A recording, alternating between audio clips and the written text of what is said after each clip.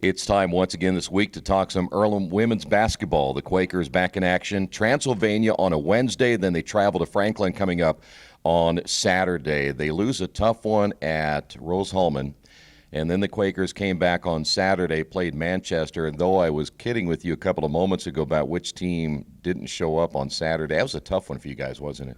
Yeah, I told him that was the most disappointing loss we had on the year. And actually, I thought Rose before that was maybe the most disappointing loss because I guess my parents said when they were watching the telecast or whatever, it said that the wheels fell off the stagecoach, which they thought was funny to say stagecoach, but that happened in the fourth quarter.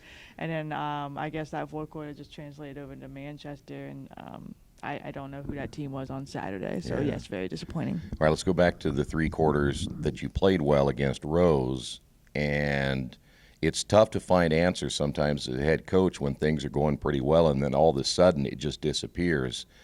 Do you have an explanation of what might have happened in that fourth quarter? For the first time, I saw the team, as Rose was making a run, that in the past, I feel like we kind of responded and kind of rose up. And in that game, I didn't feel that. It was like once it started going, it started going. I know we were leading after the third quarter, but they were making a run in the third quarter. And I said at halftime, like, I kind of wish the game was over now. They buckled down. They made some adjustments. They didn't play one of the key players the whole first half. I don't know the situation, and then she played the whole second half and kind of came out angry. Had like 14 points in 10 minutes. It was a really challenging matchup for us because she could hit the outside shot, but she could also post us up. He figured out, posting up Kaysen the rest of the game because we had mismatch problems.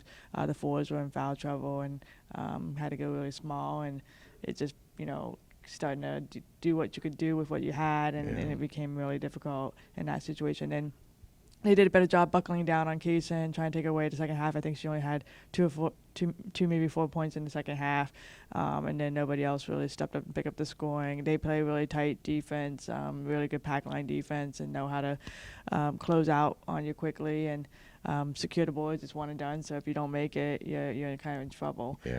So it just kind of started spiraling out of control, and like I said, the fourth quarter was when everything kind of fell off, and that was disappointing because we had him, and it would have been obviously a big one for us to go 3-0 in a crucial stretch. Yeah, and you had mentioned a little bit ago off the air too, those were two games that if you win those two, and not that you're out of the hunt yet, but it puts a little more pressure on you guys where now as we kind of look down the last 8 games, you're going to have to play a couple of games above 500 to make the tournament, aren't you? Yeah, I think we got to go 5-3 here this last stretch to make it. And if we got those two, then, like you said, did put the pressure on. I even talked to him about it. I talked to him about what it was going to take to win. And I don't know, maybe that was a bad thing to say. I try to be honest and just say, this is what it's going to take, for you guys to probably get in and get your goals. And it's definitely right there. And I'm going to push you to get there. And I didn't think they responded real well. I thought Rose, I think, okay, they responded. And it kind of, at the end. And granted, Rose has a lot more players.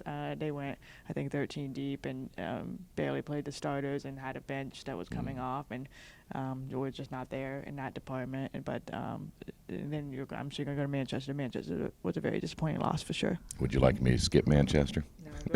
No, go ahead. Well, as I said a little bit ago, it was a team, your team, I just didn't recognize because nothing went right from the beginning of that ball game, and you got yourself in such a deep hole. There was, even if you made that little run late, it just wasn't enough. Those are hard to explain because days happen like that, don't they?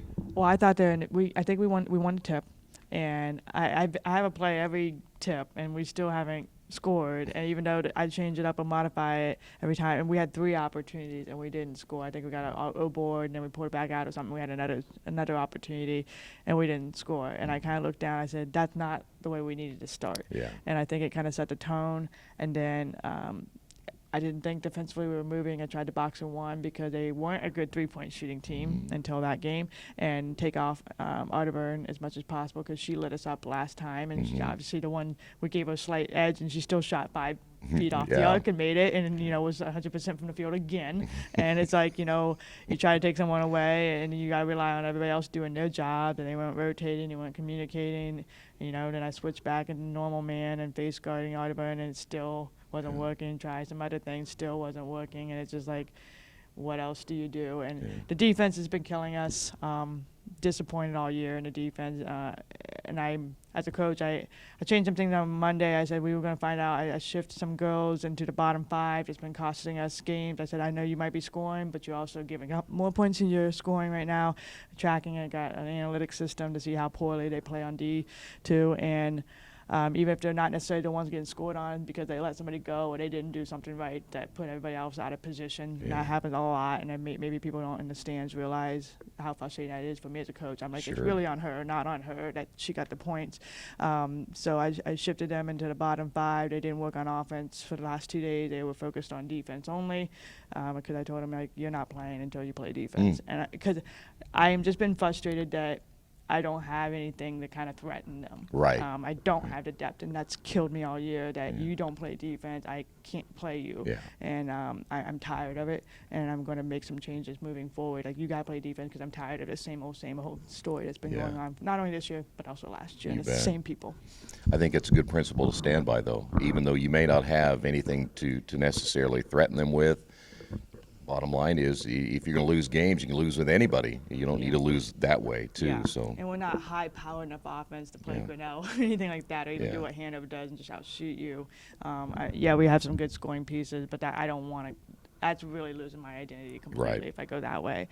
So we're going to play the people that are doing it well in practice, truly making a conscious effort. I'm giving those people chances, and they got to prove me that they're ready to go in terms of playing significant playing time, because I'm just going to play the people who are going to play hard, and maybe I lose them a little bit on the offensive end, but at least we're getting stops, or at least that's what I'm going to see. And if they can't get stops, that's a problem. But I did it, and we talked about it. Coach said we were going to find people that rise up into the challenge, crumble about it, or just completely incapable. And I'm going to find that out, and it helps me moving forward, know what I got and what I need to add to this team as a program.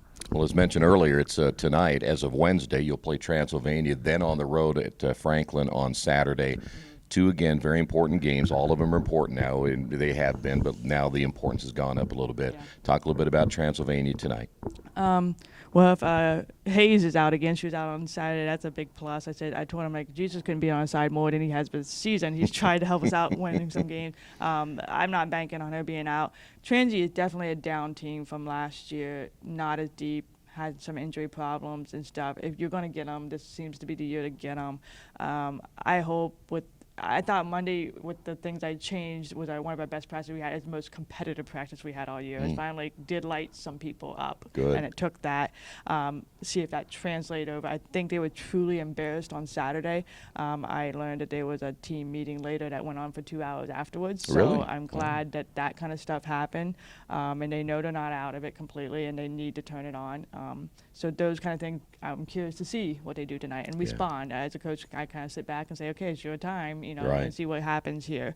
And then against Franklin, we always seem to play well down at Franklin, and we've come close numerous times. So it would be nice to get them for the first time. I mean, getting either one of these teams would be really refreshing because we've not gotten them in years. Yeah. And for what we've gone through on Saturday and just kind of a little bit of I don't want to say turmoil necessarily, but just some stuff that's gone on, turning around would be really significant for our program. Glad to hear that at a team meeting, though, to take that initiative and do it themselves. Yeah, I didn't is big. call it. I didn't know about it till Monday and I got wind about what it was about and wasn't like complaining. It was Right. about looking deep inside their souls Yeah. about what they want and trying to get better. So yes, that's positive growth on this You bet. program Well, for sure. We'll find out tonight, won't we? We'll find out real quick. All right, Coach, good luck, okay? Thank you very much. Of course, we'll have the Wednesday game right here in Radio Troy Digital Sports. Then again, they'll travel on Saturdays. They'll take on Franklin. And, of course, we'll talk with Coach Iden again next week right here on Radio Troy Digital Sports.